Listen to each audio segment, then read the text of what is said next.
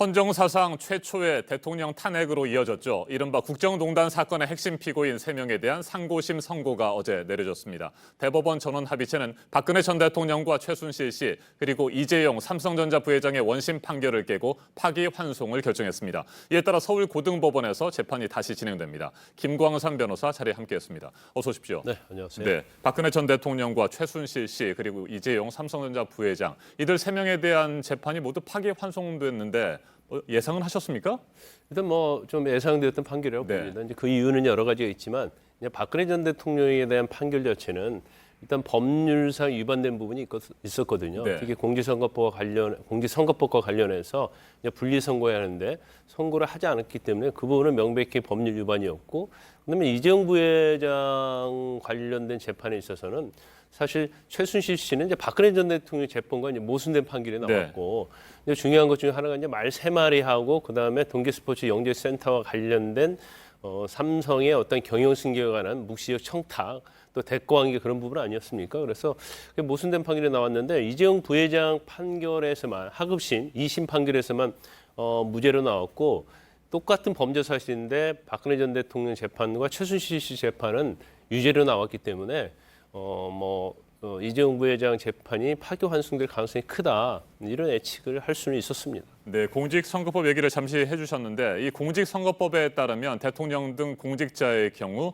뇌물 사건과 다른 범죄 사건을 합쳐서 형량을 결정해서는 안 된다, 이런 규정이 있는데 이건 그 선거권과 피선거권의 제한 문제가 있기 때문이죠. 네, 그렇습니다. 네. 이제 공직선거법에 규정이 돼 있어요. 네. 그래서 대통령이랄지 이제 자치단체장 이런 사람들이 직무에 관련해서 뇌물을 받은 경우에 있어서는 다른 범죄 사실이 여러 개가 있으면 그 뇌물과 관련된 부분을 분리해서 선고한다고 규정이 명백히 있습니다. 네. 근데 그럼에도 좀 이해가 가지 않는 부분이 왜 하급심인 1심과 2심에서 이 부분을 간과했는지. 그러니까요, 저도 그게 궁금하더라고요. 예, 그래서 검찰도 사실은 구형할 때 네. 분리해서 구형을 해야 하거든요. 네. 근데 검찰도 분리해서 구형을 하지 않았고 법원도 분리해서 선고를 하지 않았어요. 그래서 아마 이런 규정 자체가 있는 것 자체를 법원이나 이제 검찰에서 잘 모르고 간과하지 않았는가, 이제 그런 생각을 해볼 수 있습니다. 글쎄요, 그렇게 복잡하고 어려운 규정은 아닌 것 같은데 네. 일단 그 부분에 대해서는 놓친 것 같습니다. 자, 박근혜 전 대통령 2심에서 징역 25년과 벌금 200억 원을 선고받지 않았습니까?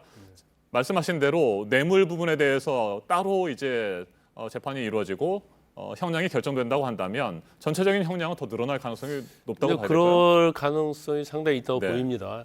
일단 범죄 사실이 여러 개인데 그걸 한 개로 선고를 할 때는 이제 경합범 가중이라고 해요. 네. 그래서 가장 무거운 죄에다 이제 가중을 하기 때문에 일반적으로는 뭐 형량이 상당히 비교적 개별 범죄에 비해서는 이제 합쳐서 하기 때문에 형량이 좀 낮아진 경향이 있죠. 그런데 파기환송돼서 이제 고등법원에서 재판하면 특가법과 관련된 뇌물과 이제 다른 공무상 비밀누설, 직권남용, 강요 이런 범죄 사실이 나누어지거든요. 네. 그 각계 범죄 사실에 대해서 선고를 2개를 하게 되기 때문에 이제 경우에 따라서 형량이 좀 높아질 수 있는 가능성도 있다, 이렇게 볼 수 있습니다. 네, 이번 상고심 선고에서 가장 관심을 모았던 것은 뇌물 액수의 인정 범위였습니다. 그 첫 번째가 삼성 측이 그 최순실 씨에게 전달했던 돈 34억 원입니다. 이게 이제 바로 말 구입비잖아요. 말 네네. 3마리 구입비 34억 원. 이 부분을 뇌물로 인정할 수 있는지, 이게 첫 번째 관심이 아니었습니까? 네, 가장 이제 중요한 쟁점 중에 그게 네. 하나였었죠. 그래서 일단 뭐 박근혜 전 대통령의 최순실 재판에서는 이 말 34마리가 말 3마리요? 말 3마리 네. 한 34억 원 그렇죠. 상당 됩니다. 이 부분이 실질적으로 최순실 씨에게 처분 권한이 있다. 그래서 뇌물로 볼 수 있다고 했는데 이재용 부회장 재판에서는 1심에서는 뇌물로 봤어요. 네. 그런데 갑자기 항소심에서 형식적으로나마 이 말의 소유권이 삼성에 있기 때문에 뇌물로 볼 수 없다는 이제 판결이 나서 그때 상당히 논란이 좀 됐었어요. 그런데 이번 대법원 판결을 통해서 어떻든 간에 의사의 합치가 있었다고 볼 수 있다. 그리고 이제 박상진 삼성 측 사장하고 뭐 문자를 한 내용이랄지 여러 네. 가지를 보면 실질적 처분 권한이 최순실 씨에 있고 그 권한에 관해서 주는 것은 삼성 측에서 이에 동의를 했기 때문에 뭐 상호간 의사 합치가 있다고 한다면 처분 권한이 있으면 소유권을 갖는 게 아니냐. 그래서 이건 뇌물로 볼 수 있다. 이런 판결을 한 거죠. 네, 또 하나 관심을 모았던 것이 삼성 측이 동계 스포츠 영재센터에 지원했던 16억 원이었습니다. 2심에서는 이 부분도 역시 뇌물로 보지 않았었는데 어제 대법원에서는 경영권 승계 작업을 위한 대가였을 것이다. 뭐 이런 얘기들 아니겠습니까? 이 부분은 아마 네. 말 아까 세 마리 관련된 부분보다도 삼성에서는 굉장히 중요한 부분이라고 할 수 네. 있어요. 왜냐하면 이건 제3자 뇌물죄거든요. 제3자 뇌물죄가 되려고 하면 이제 부정한 청탁이 있었고 제3자에 제공한 뇌물과의 어떤 대가관계가 있어야 하거든요.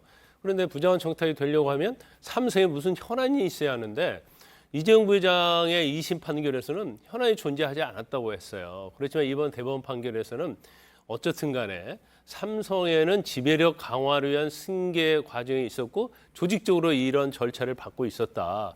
그러면 포괄적 현안이 있다고 볼 수 있는 거고. 근데 거기에서 대통령은 자신의 직무가 굉장히 포괄적이지 않습니까? 네. 그래서 그 직무를 이용해서 삼성의 이러한 지배력 강화를 도울 수 있는 위치에 있기 때문에 이거 자체는 어떤 묵시적 청탁이 있었고 거기에 대해서 동계스포츠 영재센터에 16억을 제공한 것은 대가관계에 있다고 볼 수 있다. 이렇게 대법원 판결을 했기 때문에 결과적으로 삼성은 이제까지 항상 주장이 경영권 승계라는 건 네. 없다는 취지로 이 얘기를 했었고 특히 지금 삼성바이오로직스와 관련된 분식 회계 사건에 있어서도 경영권 승계를 한다랄지 지배력 강화를 위한 그런 작업은 없었다고 주장을 하고 있기 때문에 삼성의 어떤 이러한 논리가 대법원 판결에 의해서 신빙성이 없는 그런 상황이 왔다고 볼 수 있는 거죠. 네, 이재용 부회장의 경우에 정유라 승마 지원 용역 대금 36억 원을 대납한 부분에 대해서만 뇌물로 인정이 되지 않았습니까? 네. 그런데 어제 판결에 따라서 이제 50억 원 정도의 뇌물액과 횡령액이 늘어나게 되는데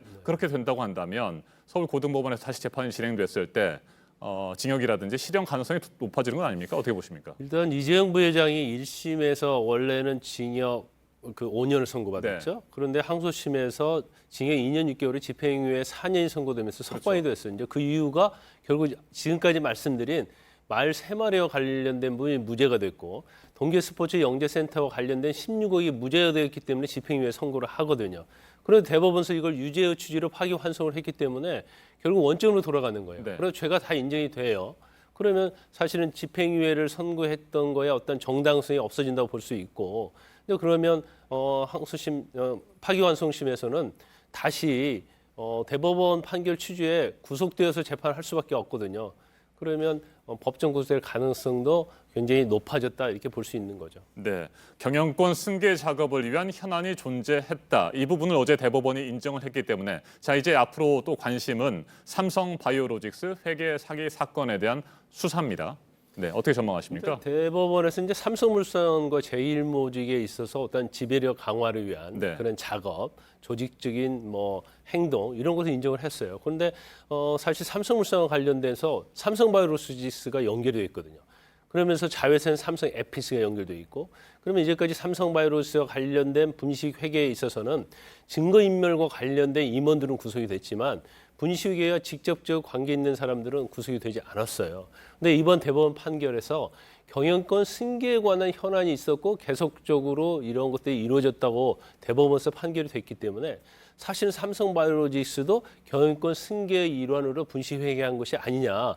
이러한 검찰의 주장이 설득력 있게 된 겁니다. 네. 그래서 향후에 있어서는 물론 지난번에 삼성바이오로스 대표이사가 영장이 기각되긴 했지만 그와 다른 또 상황이 전개된 거예요. 그러면 결과적으로 검찰의 주장에 무게가 실리게 되고 종국적으로는 이재용 부회장까지 검찰에서 조사를 하고 사법 처리할 가능성이 상당히 농후하다 이렇게 볼 수 있는 거죠. 네, 끝으로 한 가지만 살펴보죠. 최순실 씨의 경우에 미르 K스포츠 재단에 출연하라라고 기업들에게 돈을 요구하지 않았습니까? 이 부분이 강요죄로는 성립이 안 된다 이렇게 봤습니다. 이렇게 되면 최순실 씨의 형량이 좀 줄어들게 됩니까? 아니면 크게 영향을 미치지는 않습니까?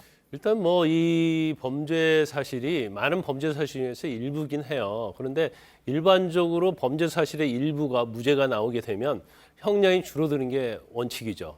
그런데 지금 최순실 씨 같은 경우는 징역 20년에 벌금 200억 선고받았단 말이에요. 그래서 20년에서 뭐 형이 만약에 감경이 된다 하더라도 한 1, 2년 정도 감경될 가능성이 큽니다. 그러면 이제 전체적으로 보면 뭐 큰 영향이 있다고 볼 수는 없는 거죠. 알겠습니다. 여기까지 듣겠습니다. 지금까지 김광삼 변호사였습니다. 말씀 잘 들었습니다.